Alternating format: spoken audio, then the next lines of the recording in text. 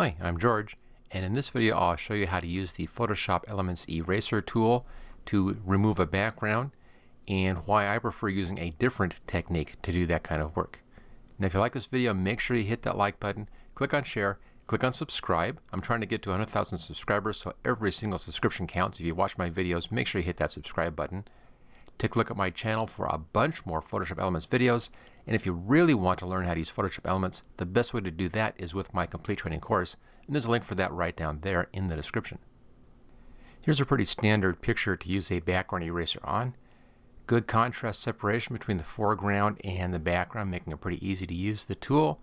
We can use the different eraser tools in here. Now you'll find the Photoshop Elements Eraser tool right over here, and there's the default look for that. Now, there are a lot of options in here: pencil, brush, or block. Pencil is just real hard edge, you can see right there. Brush is usually a soft edge, and block is a square, just like that. Brush is your standard. You can adjust your brush right here, your brush size and your opacity right below that. There are three variations on the eraser: your regular eraser, the background eraser tool, and also a smart eraser, which they call the magic eraser. They all work differently. Most cases for an image like this, you'd want to be using the background eraser. Same basic options, size. This also has a tolerance and a contiguous option in here. This simply means connected. And you have some brush settings in here to be a bit more specific on your hardness and spacing and so forth. But I'll leave all those alone and just stick with the default settings. Now the problem with all of these eraser tools, you can see it right here, is that this is a destructive tool. I just put a big hole in this image and I can't get that back unless I do an undo step. So it's going to be damaging the pixels in your image. I prefer using techniques that don't damage the pixels whenever possible. Let's just undo this. Now to get around that particular problem here, I always recommend making a duplicate of your background layer. So right click, duplicate layer, choose OK, hide the background, and then work on this layer. That way, in case things get messed up, you can always go back to your saved background with the complete image on it. The bad part, as we just saw about the background eraser tool, any of the eraser tools, is that they damage the image. They actually remove pixels. The good part is they're very fast. So here's the one time when I would actually use this tool, and that's if I want to do a quick view and see how something works without taking the time to make a careful selection and layer mask, which is my preferred method. Let's say I wanted to change the background here to a sky background, and I wanted to see how that looks without putting a whole lot of time into that. I could use a magic wand in here and do this with magic wand. That's one good option. Another one would be the background eraser tool. Let's see how that works down below here. First off, you have your brush right there. There's your brush size. You can see the brush size right there. Normally I go for a fairly small brush size just to make things a bit easier. The tolerance is how much is accepting in here that's different from what I'm brushing over. So you're always having to find a compromise in here between taking too much or taking too little. If I put this real high, like 60, and then come in here and do something like that, notice how I just cut into the ear? That's too high of a tolerance. Let's just undo that. It's really a bit of a guesswork in here, a bit of trial and error. 35, 40, that's usually pretty good. Now with this tool, you want to have the plus sign out in your background area, and you want to overlap into your foreground just a little bit like that. And I'll just brush right along here, and that will find that edge or see that edge and then only erase what's outside of that edge. As you can see, it is very fast if there's a good edge for Photoshop Elements to see. And it does a pretty good job of that. If you're careful with this, you can do a fairly decent selection. I'm just going to go clear around, and we'll do this one pass in here with this tool and then right down that edge right there. There we go. So I've just made a separation now between the foreground and my background. Out here you can clean up with any tool that you want. Possibly a good one is the magic eraser. Just click in here. It's going to find anything that matches where you click and delete all of that stuff. Do this a few times and you should be able to get rid of just about everything. The last little bits can be cleaned up with just the regular eraser tool. And as you can see, the problem here is that I've actually removed all of this image. So if my edge is not perfect along here, I can't bring that back in again. It's been erased, it's gone. Of course, I can just use the edit undo up here, or better still, I have my saved background right there. I can bring it back in with a background. If I was using a layer mask, then this isn't a problem. I can always modify or adjust a layer mask, delete the layer mask, try that again. So you have a lot more flexibility with layer masks. But where I would use this, again, is because it's so fast, as you saw. This is a good way just to see if an effect is going to work before I put the time in to doing a proper layer mask. Let me just bring in another picture here. I have one right there. It's a nice cloudscape. I'm going to drag that in here. And that looks pretty good. I'm going to make it a bit bigger, I think. Just grab the corner like that. There we go. I'll pull it down underneath that foreground layer. And there we go. There's the dog with some nice clouds in the background. Now it looks pretty good.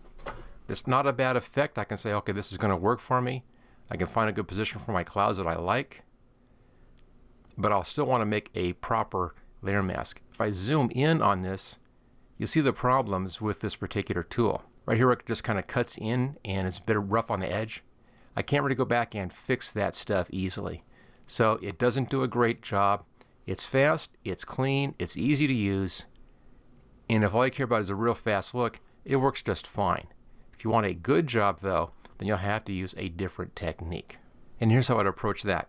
Now that I've tested this out, I know my idea will work out well, the pictures work well together, I know it will make a nice picture. I'm done with using that eraser brush. It was just for a test. Let's just now delete both of these layers. I shall leave that cloud layer in there. I'll delete this layer up here. Choose delete. There we go. I'll make a new duplicate of the background. Right click, duplicate layer. There we go. Pull that on top. I'll hide that layer. And now I'll make a proper selection around this using my selection tools. And the one I normally use here is the polygonal lasso tool. It's right there. Set that for a new selection. Feathering set at 0 in this case. And then I'll just make a careful selection right around the dog. I'm saying just a little ways out. As you can see there, I'm not going right up against the edge. We'll be using the refine edge tool in just a bit here to clean this up. And we'll then clean the mask up afterwards. And that's the nice thing about this technique is I can go back and forth and kind of adjust it as I need. There are some spots here that will not work out fine with the refined edge and we'll have to do some cleanup on that. But that's okay. And then right down there. And then around the outside, like that. And back to my starting point. Okay, there we go. I'll now click Refine Edge. Brush size by default is 35, and that's a pretty good size right there for that. I'll normally have Smart Radius selected. I'll leave everything else alone. And I usually have this set with an overlay, kind of that red overlay. It's just easy to see. Now all I care about are the parts right along the edge here. And all you need to do is just brush along those edges, and then Photoshop Elements re-examines those edges and does a nice clean edge. Now right here may be a problem. I'll take a look at that in just a bit because that white streak right there is very close in color to the sky, making it difficult for Photoshop Elements to actually spot that. But we'll see how well this works out. And just bring it right along here by that tooth. That tooth could be a problem as well, although that looks pretty good. It looks like it found that. You can see how this is not as fast as the eraser tool. So if I want a real fast look at how something's going to work, this is not necessarily the best way to go. But it can be pretty quick. As you can see here, this didn't take that long to do this job. Okay, I'll come down now to Output 2. I'll set this at New Layer with Layer Mask. Choose OK. There's my transparency. This time it's a nice clean transparency. And let's now show our background clouds. And there we go. Now it's a little soft right in here. I can see a little softness in there. Looks fine up here. Everything else looks pretty good. And the nice thing about this technique, using the layer mask technique, is I can go back in and I can adjust the layer mask itself and clean that up. Now to get rid of some of this stuff in here, all you need to do is just increase the contrast over here. I'm just going to click on the right hand side. This is the layer mask side. You see that light blue outline? I'll go over here and I'll grab this burn tool right there. That's that one. And then just come in here and brush on that layer mask with the burn tool. What that does is it darkens the layer mask down at that spot and makes it closer to a full black. And that just kind of fixes that last little bit of a halo that was appearing around there. And there we go. So that's my approach to using the eraser tools to remove background.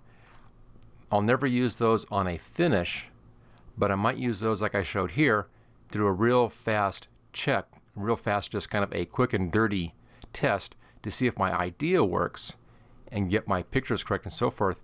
Once I know that my idea will work, I'll then go back and do it properly, which takes just a little bit longer, using my standard selection and layer mask, which gives me that layer mask up here, and I can then show or hide this and modify as needed. Let me just show you that real fast. If I right click on this, choose disable layer mask, there it is back to the original. Right click, enable it, and it's back in again. I haven't lost any of that photo information in there. It's still there. It's just hidden by the layer mask, which is much better than erasing it with the eraser tool. Okay, if you like this video, make sure you hit that like button, click on share and subscribe. Take a look at my channel for a whole bunch more Photoshop Elements videos, and to really learn how to use Photoshop Elements, take a look at my complete training course, and there's a link right down there in the description. And I'll see you next time.